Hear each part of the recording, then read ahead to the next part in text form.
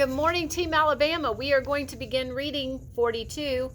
Please turn to Chapter 12 in your books, page 52. The Journey Out, February 28th through the 29th, 1946. Jackie and Rachel boarded the plane for the first leg of their trip from Los Angeles to the Montreal Royals training camp in Sanford, Florida. Branch Rickey had insisted that Rachel come too, the only wife who would be allowed to training camp. It had been only 18 days since they had married, and they had wanted a small, intimate wedding, but Rachel's mother had other ideas. Instead of the ceremony taking place in a small church Rachel belonged to, the service had been held in the Independent Church of Christ, one of the largest black churches in Los Angeles. The bride and groom were an elegant couple, Jackie in his black tuxedo and silk ascot. An ascot's a tie. Rachel in a flowing white satin gown, at the pulpit surrounded by tall vases of gladiolas and other flowers. The Reverend Carl Downs had performed the ceremony. Their wedding was of personal importance. Their journey to Sanford was of public importance, and they knew they would be on display for the entire coming year. They were excited, though nervous, about what lay ahead, and it was Rachel's first trip in the Deep South, and she knew there would be hardships. She worried that Jackie's temper might flare up. He had to be above reproach on and off the field. No matter what kind of abuse he might face, he had promised Ricky that he would keep his temper under control, but she knew how easily Jackie angered. Except for the shoebox that Jackie carried, they were the height of fashion as they boarded the plane. Jackie wore a double-breasted blue suit with wide lapels and baggy pants.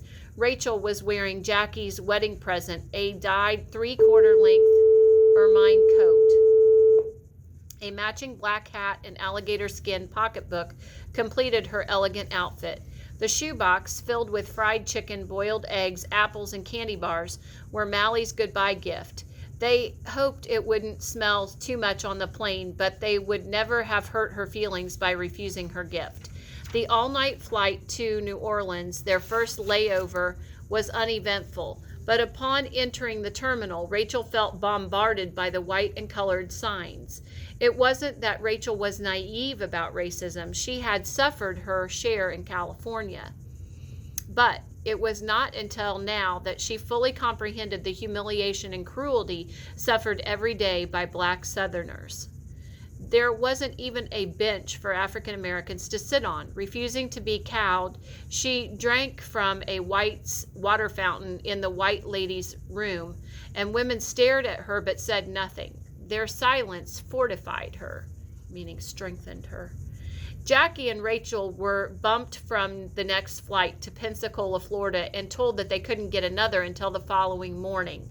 They were exhausted and hungry. The airport restaurants were closed to blacks. Takeout was available, but there was no place to sit and eat, and Jackie remembered a hotel that he had stayed at when traveling with the Monarchs. During the taxi ride over, they gratefully opened Mally's shoebox of food, wondering if she had anticipated this very situation.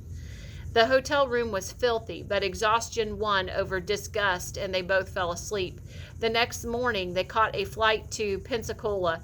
Upon arrival, they were told that their connection to Daytona Beach had been oversold. Again, they couldn't get another flight until the following morning. Jackie confronted the flight attendant, asking why, if white people were boarding the plane, there wasn't enough room for them. The attendant explained that priority was being given to people booked from New Orleans. There was no room left for anyone booked out of Pensacola. Jackie knew it wasn't true, and he felt like yelling. He also knew that if he yelled, it would get into the newspapers, and the publicity would hurt his cause. Even worse, he could get himself and Rachel arrested, and Jackie knew what happened to black people arrested in the South. The Robinsons decided to skip flying altogether and take the next bus out of Pensacola to Jacksonville, where they would catch another bus to Daytona Beach. From there, they would be picked up and driven to the training camp.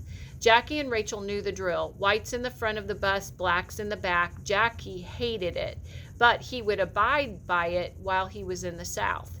They walked back to the last row of seats that reclined and settled in for the 357-mile trip and maybe some sleep. A few stops into the trip, the driver ordered them to move to the very last row. Since those seats did not recline, they would have to sit upright for the next 16 hours. That would make sleep difficult. Jackie said not a word, and they moved. Rachel knew how humiliated and powerless he was feeling.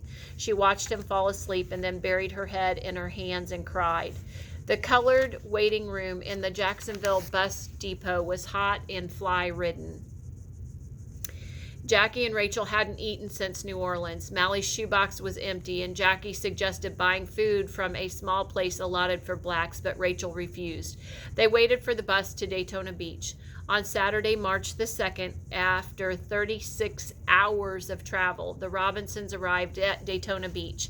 The bus depot was exceptionally crowded, but photographer Bill Rowe and reporter Wendell Smith were there to drive them to the training camp another 40 miles away. Ricky had hired Smith to usher Jackie through the season, offering emotional support and help with any difficulties that might arise. Knowing there would only be worse humiliations ahead, Jackie told the two men that he was ready to quit. Smith and Rowe listened and then quietly tried to convince him to stay, and as they talked, Jackie grew vaguely aware that the crowd at the station had not thinned. Black and white people were milling about, trying to get a closer look at him, and then it dawned on him these people were hanging around to see the man who was taking on the challenge of breaking the color barrier in Major League Baseball. That settled it. He wouldn't quit the team. He couldn't quit the team. Okay, that's the end of chapter 12.